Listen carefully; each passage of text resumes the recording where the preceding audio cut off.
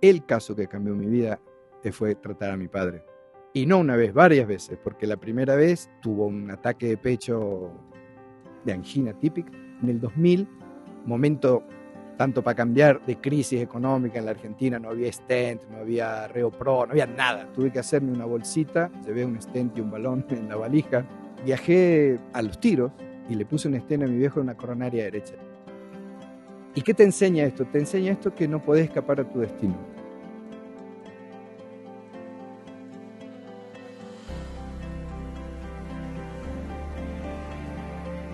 Bienvenidos todos a un episodio más de Un Café con el Experto. En esta ocasión, igual que como lo dije en el caso de Héctor, es un podcast que yo he esperado mucho. Es un café que yo he esperado muchísimo desde que empezó esta dinámica del Café con el Experto, pero tenía que ser presencial porque online no se hubiera podido tomar el mismo café que yo. Hubiéramos tomado un mejor café en México que en Italia, porque está con nosotros el doctor Flavio Rivicini, que les cuento un poquitito lo que yo sé, pero ahora platicaremos para que él nos comparta lo que no sabemos muchos de Flavio. Yo les digo que es argentino, es cordobés de nacimiento, después estudió en Estados Unidos también, estudió en Europa. Él es actualmente el jefe de cardiología y de cardiología intervencionista del Hospital Universitario de Verona, en Italia. Es un latino de corazón siempre y siempre ha jalado para acá, ha tirado para Latinoamérica y lo digo con el ejemplo que ha sido CITIC para mí, en el que él desde la edición 1 está con nosotros. Después de esta dijo, yo los voy a apoyar y lo ha hecho incansablemente. Y todos los años hemos tenido a Flavio la fortuna de contar con él aquí en México, en CITIC, porque es codirector, pero además porque es una persona que de verdad quiere mucho Latinoamérica, siempre lo lleva en el corazón, siempre nos pone muy en alto a los latinoamericanos en un mundo muy complejo que es Europa, PCR, un nivel muy, muy, muy alto, y gracias al apoyo que hemos tenido de Flavio, en la comunidad latinoamericana siempre ha estado creciendo constantemente y eso se lo agradecemos muchísimo. De otro lado, también es un padre de tres hijos extraordinarios que tengo la fortuna de conocer, y de Valeria, una esposa encantadora que también tengo el placer de conocer y de haber convivido en un par de ocasiones con ella. Flavio, de verdad te agradezco muchísimo que estés con nosotros. Todo esto que dije es el agradecimiento que tengo yo a tu persona. Y gracias por estar haciendo este café con el experto, porque te juro que es uno de los que más he esperado. Bueno, no, soy yo el que te agradece. Flavio, cuéntame un poquitito, por qué? ¿Por qué salir de Argentina? Eh, ¿Qué tan difícil fue tomar una decisión? Tu apellido es claramente italiano, entonces ¿habrá por ahí raíces de Italia que te llevaron allá? ¿Cómo fue? Cuéntame un poquito cómo fue esa salida de Argentina. Bueno, me fui de la Argentina hace mucho, tenía 25 años. Y claro que fue difícil, es siempre difícil irse de su lugar, ¿no? Hay distintas formas de emigración. Hay formas muy feas, que son las más comunes, que es por guerra, por hambre, por desesperación, que es lo que estamos viviendo ahora en Europa con la gente que escapa del norte de África. Y hay emigraciones que yo llamo culturales, ¿no? Hay gente que busca su lugar en el mundo. Y bueno, eso me pasó. Influenciado por una dicotomía que es, como dijiste bien, un amor muy profundo por mi país, por mi tierra, por mi gente. Y ya de joven yo tenía, a diferencia de muchos argentinos, una visión muy latinoamericana de cuando digo mi gente. O sea, es que los argentinos, sobre todo, no es por hablar mal de los porteños, porque bueno, siendo cordobés me toca, pero los argentinos siempre han tenido un sentido de extraneidad, ¿no? Siempre han sido medio extraños al espíritu latinoamericano. Porque somos europeos, éramos europeos, ha cambiado. Pero cuando vivía ya 30 años, se veía la diferencia entre un país muy europeo como Argentina y una Latinoamérica que conocí, porque mis primeros viajes, desde los 18 años, apenas tuve un documento, fue conocer Chile, Perú, Bolivia, Brasil, viajar así. Y bueno, y ese amor, por un lado, que es el amor por la tierra donde uno nace. Muchas veces me preguntan, ¿pero sos italiano o sos argentino? Y la respuesta es, uno es de donde nació. Y yo Mm. creo que esa pregunta me la hice tantas veces a mí mismo y la respuesta, cada vez que la digo, estoy más seguro. Italia me ha dado todo, me ha dado la familia, el trabajo, el sueldo, pero uno es de donde nace. Y como te decía, por un lado, muy apegado a ese sentimiento, pero por otro lado, la curiosidad de conocer el mundo, las ganas de viajar y un empujoncito que fueron los años terribles de la dictadura militar, que viví todos del principio hasta el final y que me marcaron en un sentido de necesidad de búsqueda de libertad. Hoy la gente se ha olvidado, yo veo mis hermanos que viven allá, mis sobrinos, ya casi es un recuerdo lejano, ¿no? En cambio, para quien lo vivió y se fue, queda un poco como congelado en el tiempo. Y esos recuerdos afloran sobre la piel cada vez que veo una película, cada vez que escucho una canción de Víctor Heredia, escucho Violeta Parra. Son chilenos, pero son latinoamericanos y vivieron la misma historia nuestra, ¿no? Entonces, bueno, eso también me empujó. Irme de un país que en ese momento había limitado muchísimo la libertad individual, había violado completamente los derechos humanos y había limitado mucho el acceso a la cultura, porque existía la censura, existía la sospecha de lo que leías o lo que escuchabas. Y eso me dio un empujón, me dio un empujón e idealizaba a Europa como una sociedad avanzada y organizada en un modo socialista, ¿no? Sobre todo como médico, para la medicina igual para todos. Que era una diferencia que tenía con los Estados Unidos, donde muchos de mis compañeros aspiraban de ir a estudiar, pero con un sistema diferente, no igualitario para todos. Y bueno, y ese fue el trampolín para juntarme unos pesos trabajando como fotógrafo, como jardinero, como hacíamos Mm. todos en esa época, y comprar un pasaje con solo ida. ¿A dónde?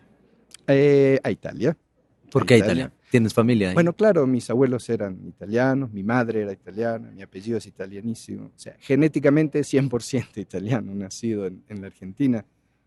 Y fui para allá porque tenía ya la ciudadanía heredada por mi madre y bueno, y hecha a las corridas durante la dictadura militar porque era un salvoconducto, ¿no? Era un modo de salvarse cuando las cosas se ponían mal. Y mi familia siempre estuvo, no sería involucrada, empeñada en actividades sociales. Y eso estaba muy mal en la época de los milicos. Y siempre estábamos ahí con las valijas media listas y eso me marcó la infancia. Entonces, sí. Y sí, bueno, y ese fue el primer lugar, pero di una vuelta, estuve en Inglaterra, en Francia, buscando dónde estudiar. Tú estudiaste medicina en Argentina Claro. y luego cardiología en Europa. Hice medicina en la Universidad de Córdoba, en la Universidad Nacional, e hice 2 años de residencia de clínica médica, porque en esa época ya era obligatorio hacer 2 años de clínica Mm. médica para hacer. Hice los 2 años de clínica médica y después hice la residencia de cardiología en Torino, una ciudad que en los años 80 no tenía atractivos particulares, pero que yo admiraba mucho porque, bueno, porque fue cuna de la cultura moderna, sobre todo política, eh, socialista y comunista, de la revolución social que fue el posguerra italiano, ¿no? De la modernización cultural de Italia. Y porque fundamentalmente es una bellísima ciudad que está en el medio, como una perla dentro de una almeja, circundada por 270 grados de un arco alpino. Yo siempre fui muy amante del alpinismo, del andinismo, de la montaña, y cuando vi esa ciudad con las montañas que te parecía que las podías tocar con las manos, no lo podía creer. Y en esos 10 años que viví en Piemonte, los 4 años de residencia, bueno, me dediqué con amigos a escalar, a aprender a esquiar. O sea, un argentino no sabe esquiar, pampeano. Anda a caballo, pero no anda sobre la nieve. Y bueno, y me gustó mucho esa ciudad, me gustó. Y me quedé ahí esos 4 años a hacer la residencia. Y luego vas a Estados Unidos a hacer algo más. Sí, bueno, siempre me gustó viajar y tuve la oportunidad primero de estar en Francia, estuve en París un tiempo en el hospital Henri Mundot Mm. y eso me abrió una perspectiva diferente. Y después me salió la posibilidad de ir a Stanford y bueno, y eso me cambió la cabeza, porque primero digamos que dejé caer algunos preconceptos sobre la sociedad americana, sobre todo porque California, Stanford, es una cuna de cultura, ¿no? Contrariamente a lo que a veces nosotros idealizamos de la falta de cultura en algunos niveles de la sociedad americana. Y fue una inyección de buenos ejemplos. Fundamentalmente lo que me enseñó a estar en Norteamérica fue darme cuenta que en la organización que tienen los gringos, el jefe es el mejor. Y eso para mí es un enseñamiento simple, pero si haces un poquito de memoria, pocas veces encontrás en el lugar apical a la mejor persona. En Latinoamérica y en Europa. Y hoy, inclusive hoy, que yo ocupo un lugar apical, a veces me pregunto si me lo merezco, pero cuando me miro alrededor digo, pero che, habría gente mejor que este, y sin embargo, bueno, y en América aprendí eso. Sí. Estuve ahí, estuve también en Mount Sinai, en New York, o sea que tuve la posibilidad de ver dos centros de altísimo nivel, y lo que aprendí fue eso, darme cuenta cómo en ese tipo de organización es la institución lo que cuenta, no el individuo. O sea, no importa quién es el jefe. Hay una institución que te garantiza que el jefe sea el mejor y el que está adentro es muy bueno. Que es totalmente distinto a lo que pasa en Europa. O sea, las instituciones existen hasta tanto el jefe es bueno. Y cuando ese jefe se va, mi institución decae, pasa en el olvido, hasta que llega otro bueno o otro peor. Y bueno, eso aprendí en los Estados Unidos. Qué curioso, porque sí es la vida también latinoamericana en ese sentido, en la estructura de hospitalaria, etcétera. Muchas veces es por edad, muchas veces es por otras razones y no siempre es por esta meritocracia que debemos muchas veces de. Eso es algo que tenemos que aprender y que trato de enseñarle a mis jóvenes. Te doy un ejemplo, Ale. Si yo te pregunto, ¿quién es el jefe de la cardiología de Yale, de Emory, de Stanford? No lo sabemos. Pero vos sabés que la institución no se pone en discusión. Exacto. Vos venís a Italia y los años en que el jefe de servicio es bueno, se conoce ese centro. Mira, te doy el ejemplo. Lille, en los años 80, cuando fui a Italia, tenía un jefe de servicio que era Michel Bertrand. Vos no habías nacido. Michel Bertrand fue un iluminado, realmente un cardiólogo extraordinario, y Lille publicaba todos los meses un paper en Circulation. Michel Bertrand se fue y Lille es un buen centro, pero no es más el número uno. O sea, hasta tanto estuvo Michel Bertrand, era el número uno. Y eso pasa. Es un poco distinto en UK, porque bueno, son los padres de los americanos, tienen un poco ese sentido, pero lo que es en los países latinos, muchas veces cuando el jefe es bueno, las cosas van bien, cuando el jefe es malo, las cosas van mal. No es la institución la que se salva, es la persona. Y por eso la búsqueda de las personas es una de las misiones de mi trabajo como jefe, elegir claro. a los pibes más motivados, los mejores, no los más ricos y los hijos de profesores, sino los mejores. Qué bueno que lo llevas así, qué bueno que te dio esta enseñanza. También, obviamente, la vida, y ahorita me lo acabas de decir, estar por todos estos lugares te ha hecho ser políglota. Pero además políglota, no solamente para llevarlo bien, tú hablas perfecto. ¿Cuántos idiomas hablas? 5. ¿Cuáles? Bueno, el español, obviamente. El italiano, el inglés, el portugués y el francés. Y el francés. Pero además los hablas a la perfección. Bueno, a lo que yo veo. Digamos que me hago entender. Sí, esto te ha abierto puertas y estas puertas que se han abierto, sin duda, han sido también, porque el idioma muchas veces es una barrera, y esto hay que decirlo, esta es una barrera para viajar, es una barrera para crecer. Muchas veces en escenarios donde tenemos que llevar una plática en escenarios globales, hoy por hoy el inglés, el que no lo domina, puede ser un genio, pero no lo puede transmitir de la manera correcta. Sí. Y la contraparte deja de percibir a esa persona tan inteligente como lo puede ser. Claro. Tengo un ejemplo muy claro en una reunión que tuvimos. Estaba una persona de China, un doctor chino sentado, jefe de cateterismo, ¿no? Y no hablaba una sola palabra dentro de unos 25 personas que estábamos en esa reunión de un advisory board. No hablaba una sola palabra. Y un poco el de los moderadores le preguntaban a él, y pero expuso en un momento que tuvo la oportunidad sus números, que traía su computadora, ¿no? Sus números. El número de angioplastías que su centro hacía era el equivalente a la mitad de todo el sí, cuarto sí, que sí. estaba. La experiencia de ese hombre era mucho mayor que la de todos los que estábamos ahí, porque ninguno tenía el volumen que Ujú. tenía este hombre, pero no lo sabía transmitir. Y Claro. esto, lo que quiero decir es, a ti te ha abierto mucho las puertas el ser políglota, pero también te ha abierto las puertas tu personalidad.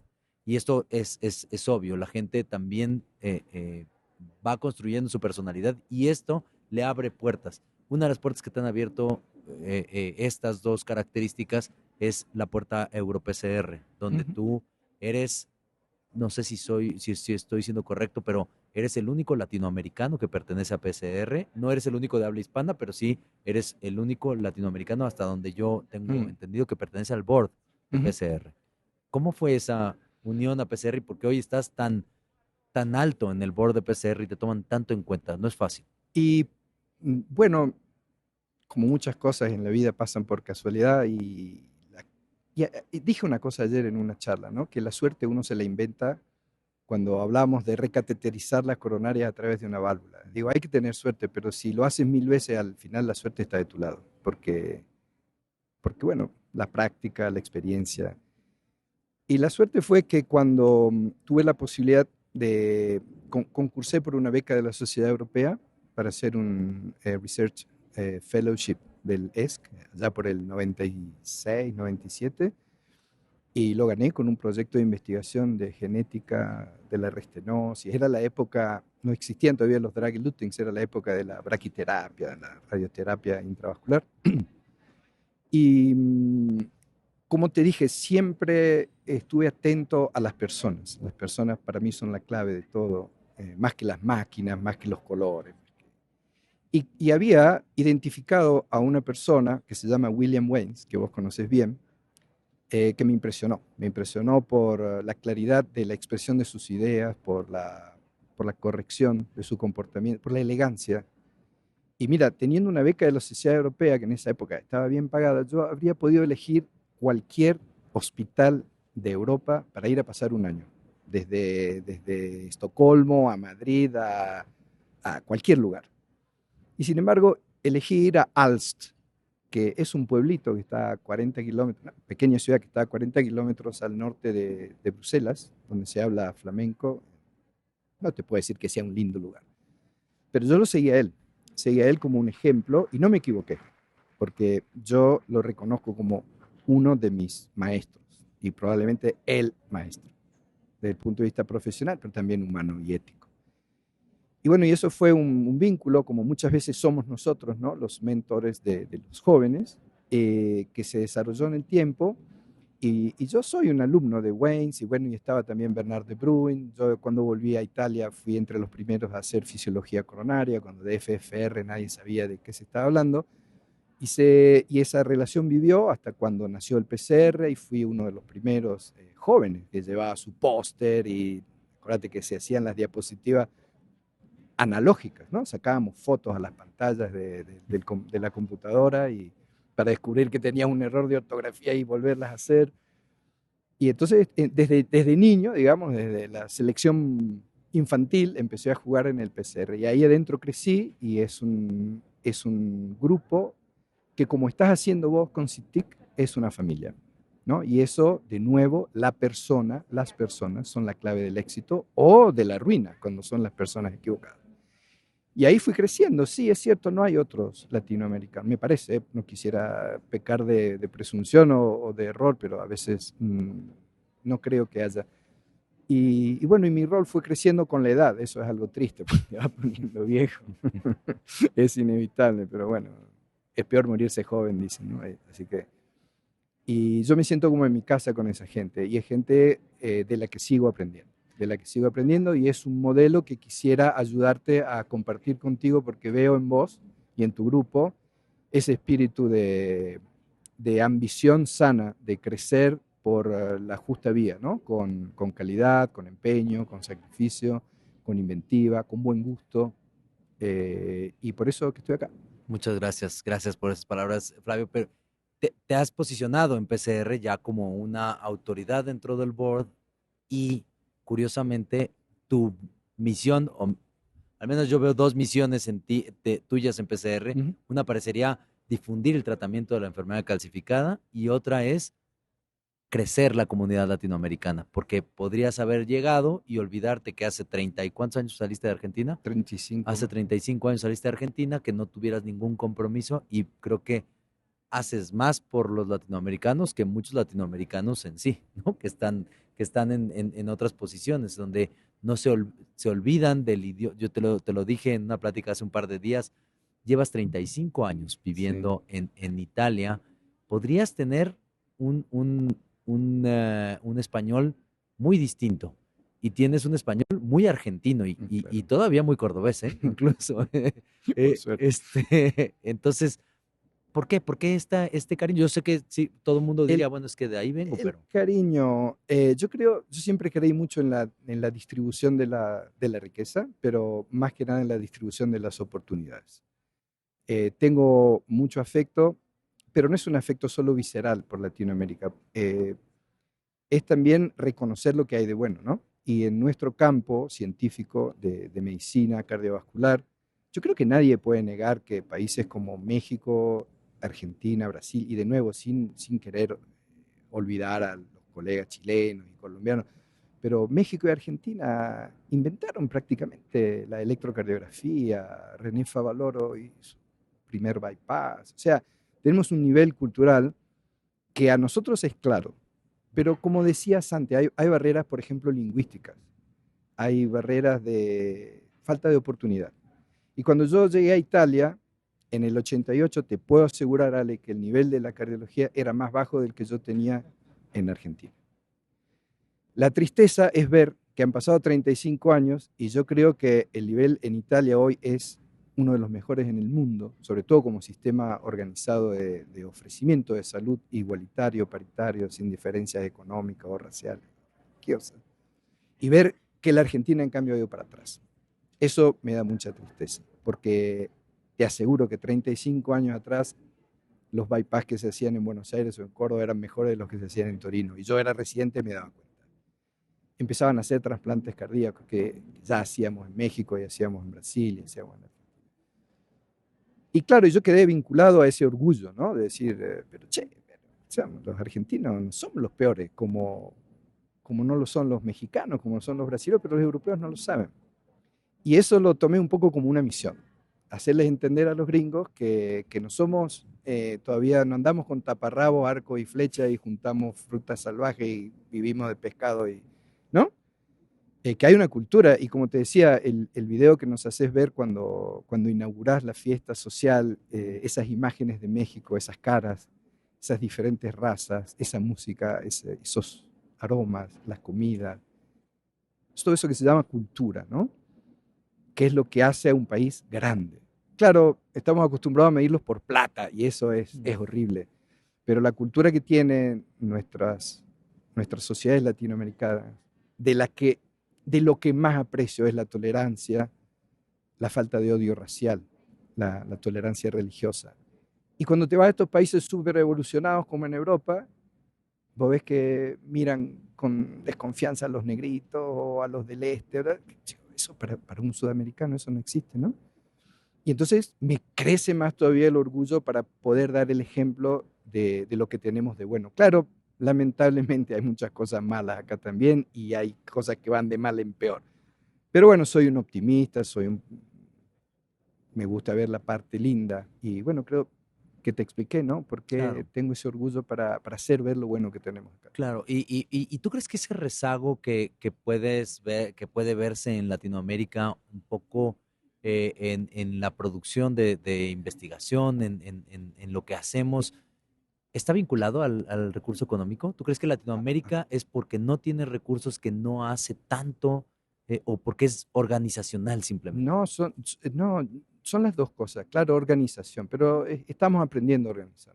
Yo te lo digo con ojo crítico. La organización de CICTIC 2023 es 1000 veces mejor de la organización de CICTIC 2018. Sin duda. O sea, aprendés. No es que somos de madera. Somos, digamos, inicialmente desorganizados, pero por falta de experiencia.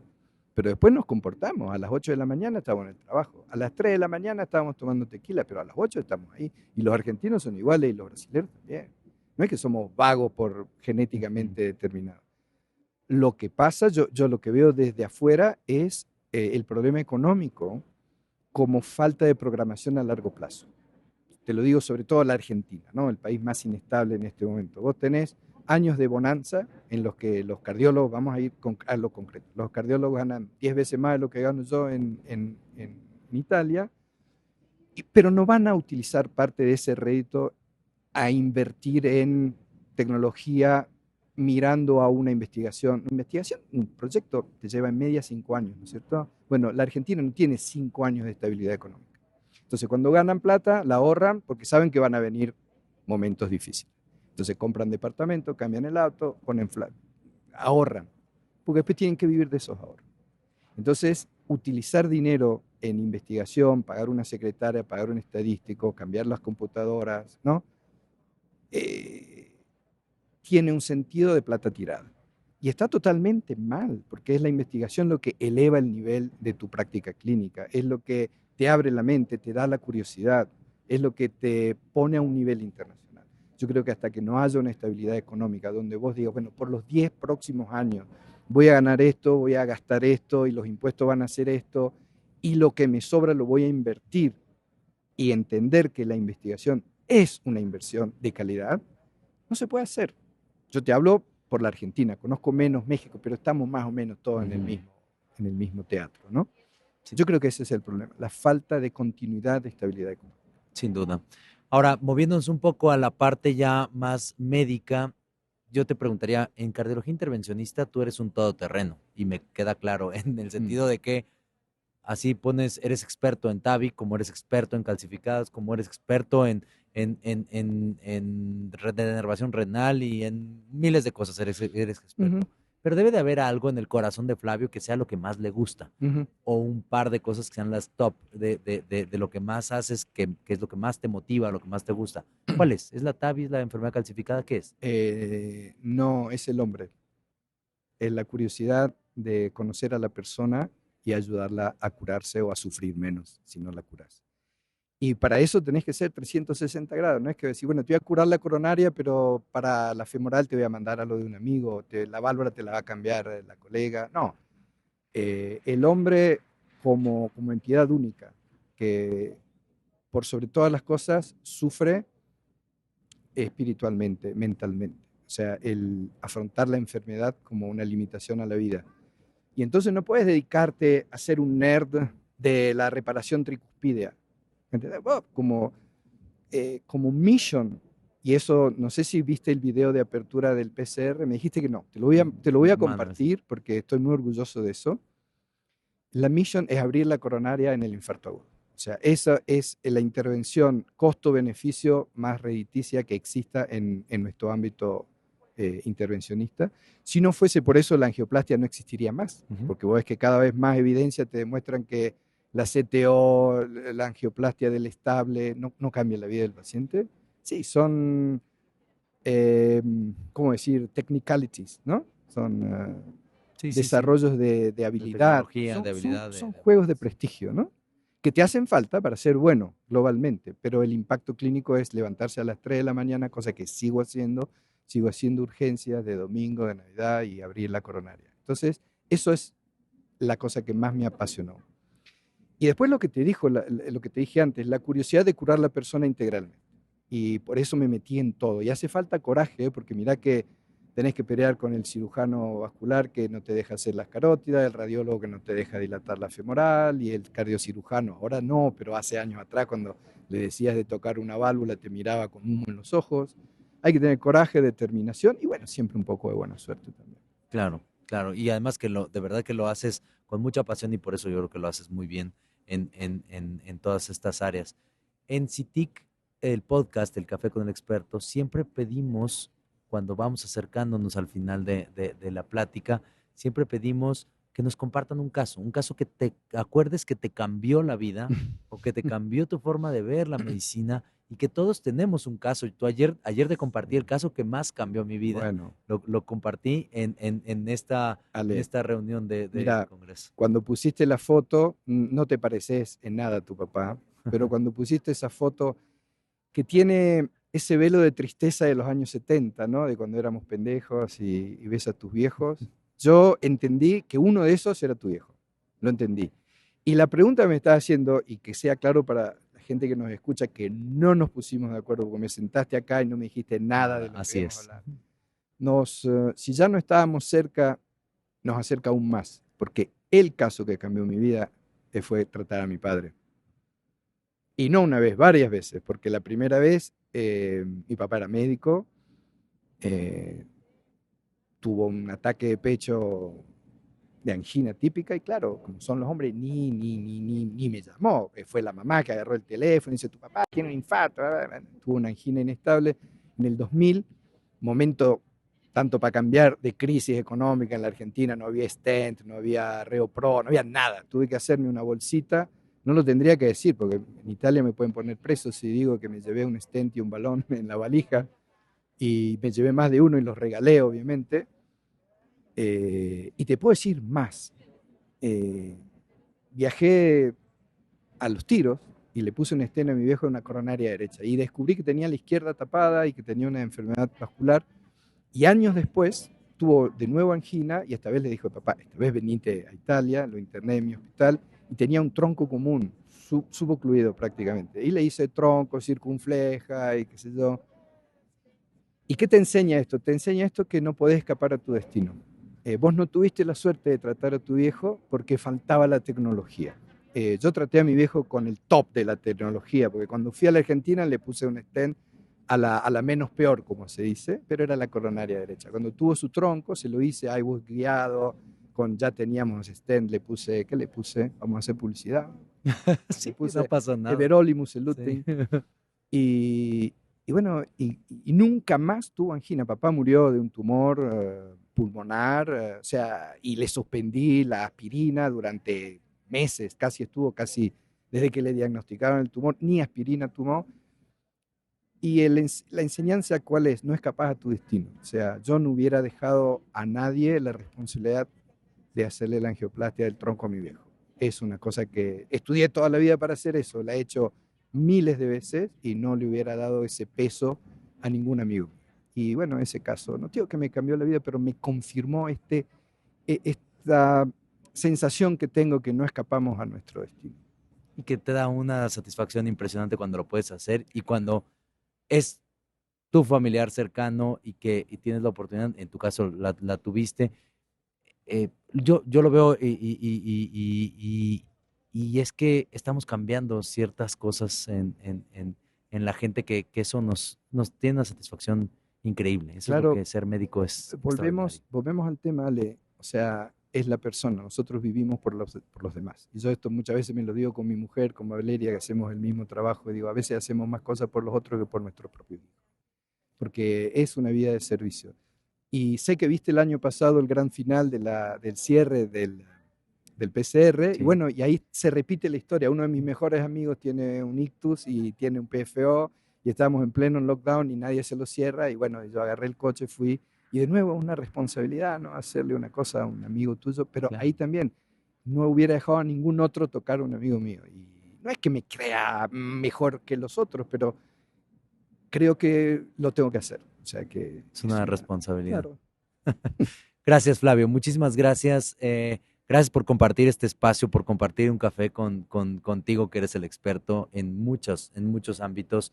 Eh, un comentario final, como eres codirector de CITIC desde su inicio, has estado con nosotros, Ujú. lo has visto cambiar, ya lo decías. ¿Algún comentario de esto que es el Congreso? ¿Cómo lo ves ahora? Y bueno, CITIC es un poco una representación de todo lo que hemos estado hablando. O sea, de mi amor por mis raíces latinoamericanas, de mi orgullo para ver que la gente de valor sea valorada y la energía que tiene el pueblo latinoamericano, ¿no? Esa energía de los pueblos jóvenes.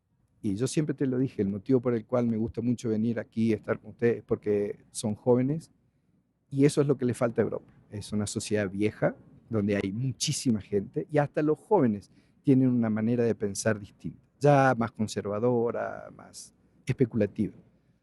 Y bueno, eso es lo que veo en CITIC, la energía de todos estos pibes, ver tantos residentes que vienen acá y se ponen a jugar en los talleres y que te escuchan y te miran como si vos fueras un ejemplo. Y bueno, y es lindo ser un buen ejemplo. Es lindo, es una cosa muy linda poder compartir la parte buena de nosotros con los jóvenes. Te lo agradezco. Gracias, gracias de verdad por todo lo que nos has dado a lo largo de estos años y los que van a venir. Y Esperemos que sí. seguro que sí. Gracias, Flavio. Gracias, Muchas Flavio. gracias a todos ustedes por estar con nosotros en un episodio más. Esperemos que les haya gustado tanto como a mí. Un esperado este café con el experto. Seguramente haremos más en el futuro, donde hablaremos un poco más, a lo mejor ya de medicina, pero era importante para nosotros conocer esto que es Flavio. Como me dijiste antes de empezar, como te dijo el doctor William Wines, que para quien no lo sepa, es uno de los directores de PCR, fundador, creadores Ujú. de todo lo que es PCR, te dijo Flavísimo, ¿no? Así me llama Flavio. Te dice Flavísimo. Entonces, muchas gracias. Activen las notificaciones, denle like si están de acuerdo y nos vemos en un episodio más. Muchas gracias por estar con nosotros.